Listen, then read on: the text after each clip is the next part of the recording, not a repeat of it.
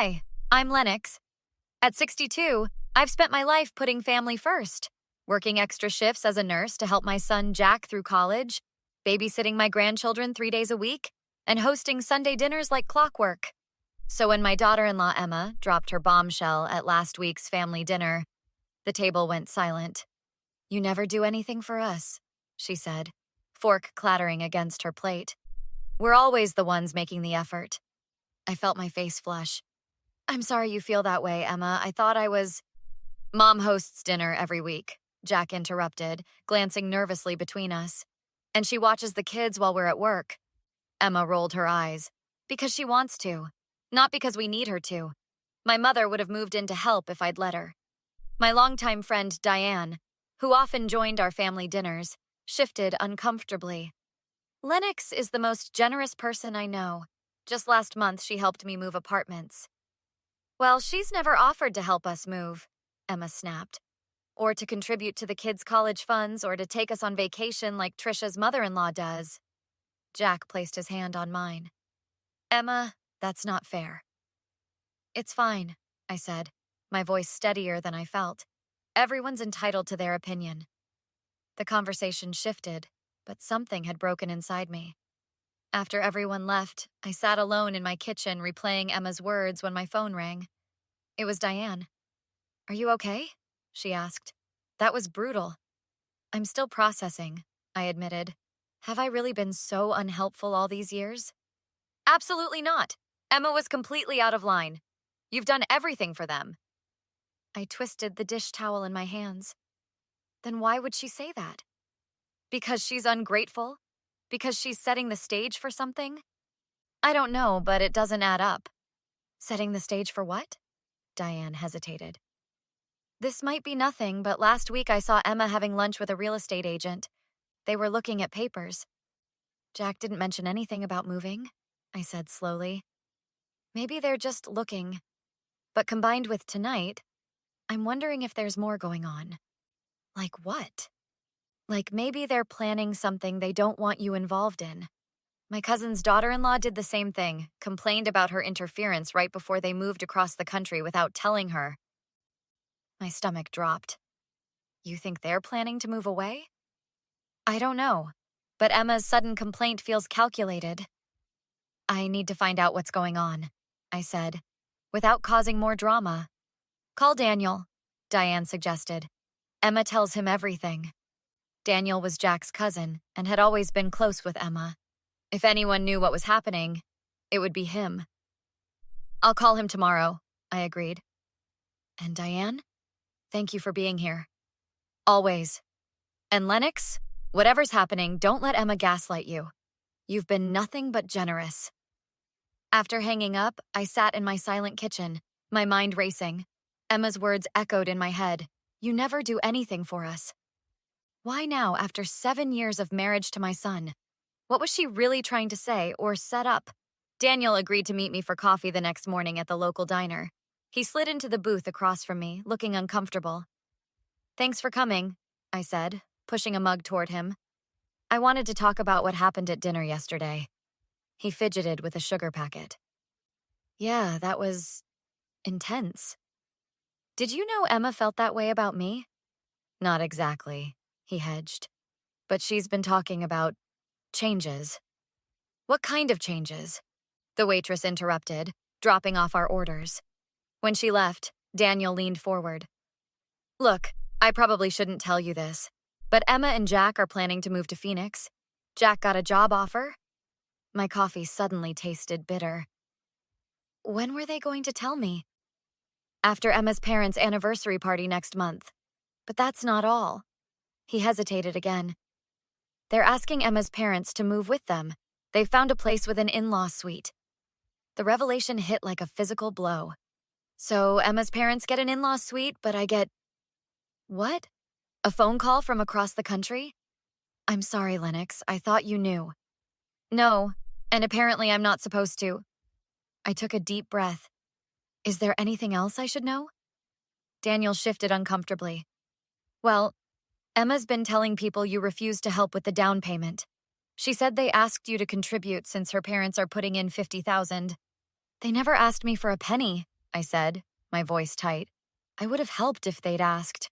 That's not all, Daniel continued. She's been saying you've refused to watch the kids more so she can take real estate classes. She's never asked me to watch them more.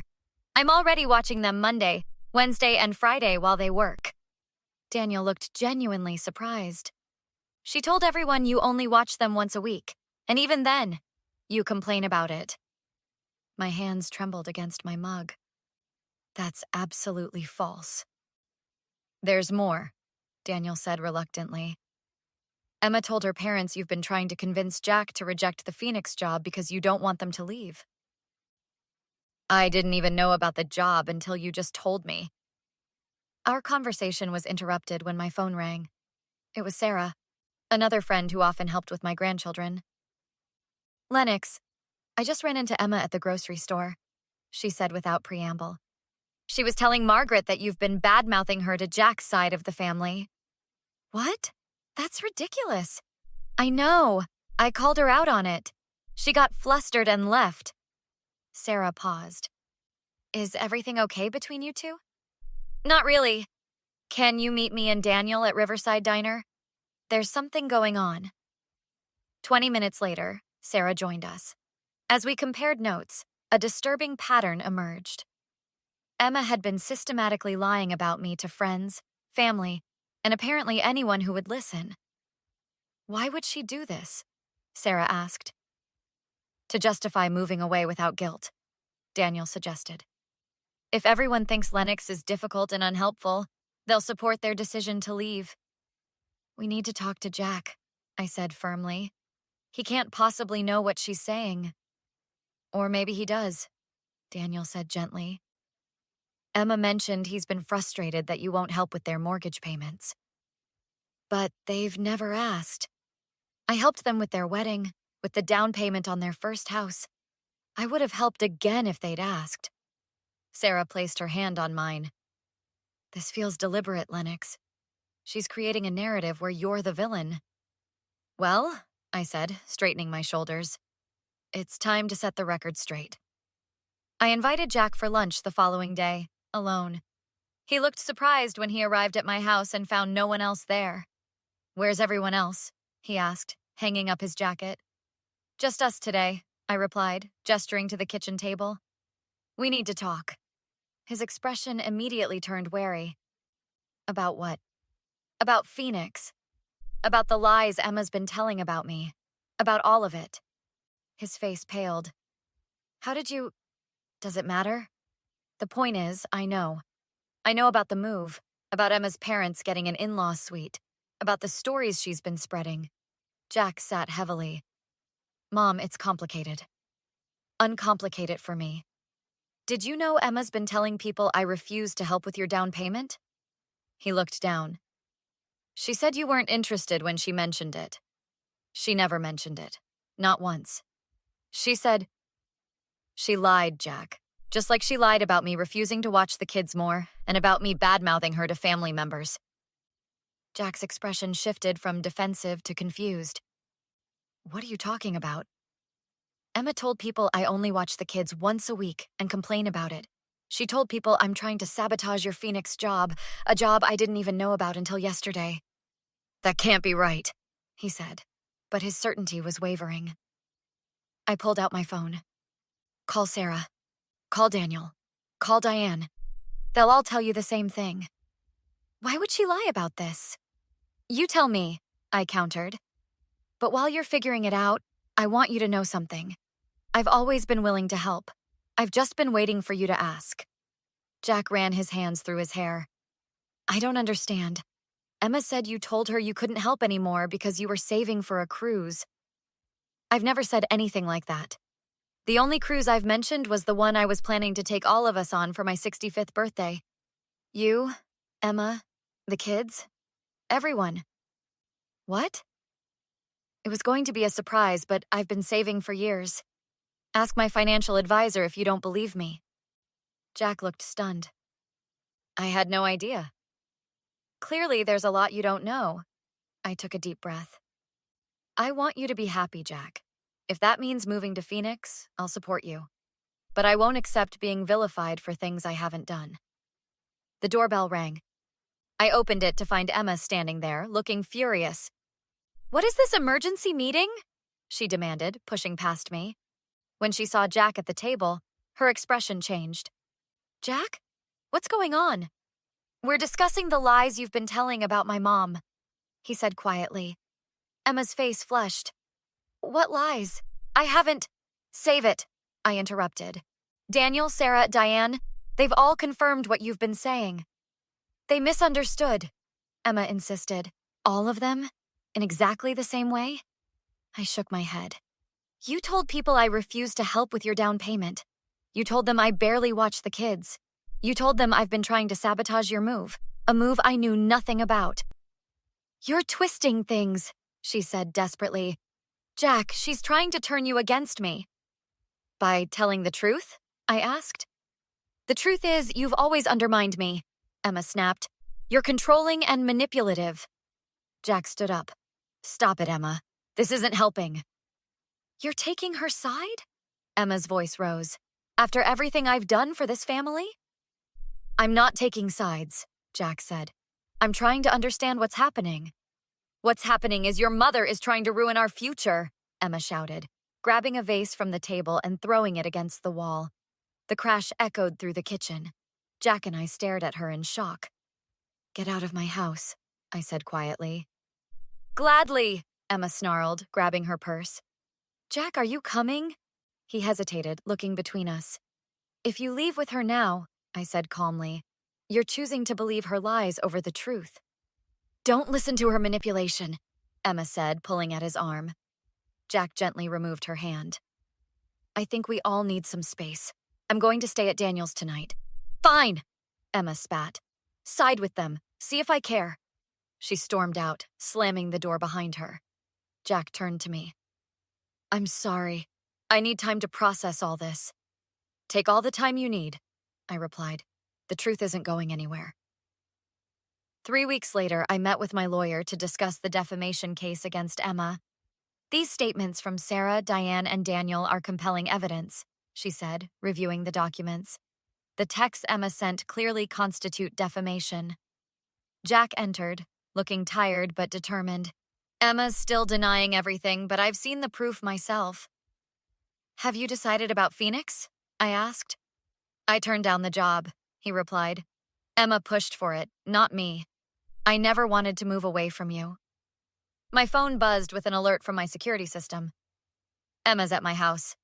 When we arrived, Emma was pounding on my front door. "You've ruined everything!" she shouted when she saw us. "Emma, what are you doing?" Jack asked calmly. She whirled around. "There you are. We need to talk about Phoenix. The movers are coming next week." "I told you I turned down the job," Jack said. "You can find another one there. My parents already put a deposit on the house." "You need to leave," I said firmly. "This is all your fault," she snarled, advancing toward me. "You've poisoned him against me." "No, your lies did that," I replied. 2 police officers approached. I'd called them as a precaution. "Is there a problem here?" one asked. "This woman is trespassing and making threats," I explained. "I'm her daughter-in-law," Emma protested. "My estranged daughter-in-law who previously destroyed property in my home," I corrected. "Ma'am, step back, please," the officer directed Emma. "This is ridiculous," she scoffed. "Jack, tell them." Jack stepped forward. "Officers, my wife and I are separated. My mother has reason to feel unsafe." "Separated? Since when?" Emma looked stunned. "Since I discovered your lies. The divorce papers will be delivered tomorrow, along with Mom's defamation lawsuit." "All because I said she never helps us?" Emma sputtered. "Because you systematically lied to destroy my relationships," I said. "Because you tried to isolate my son and grandchildren from me." The officers intervened. "Ma'am, leave now or we'll escort you off the property." "This isn't over," Emma snapped. "Actually, it is," Jack said quietly.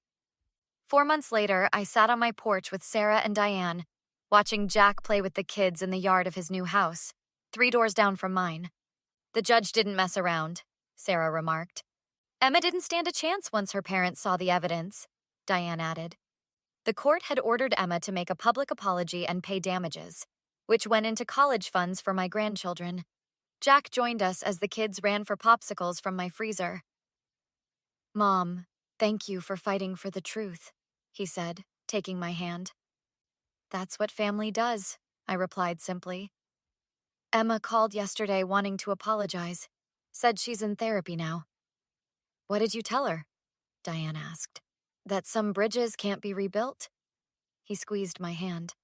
"Some betrayals run too deep." I watched my grandchildren laugh together, grateful for second chances that didn't require forgiveness, just truth and consequences. What would you do if someone tried to steal your family with lies? Like and comment with your thoughts below.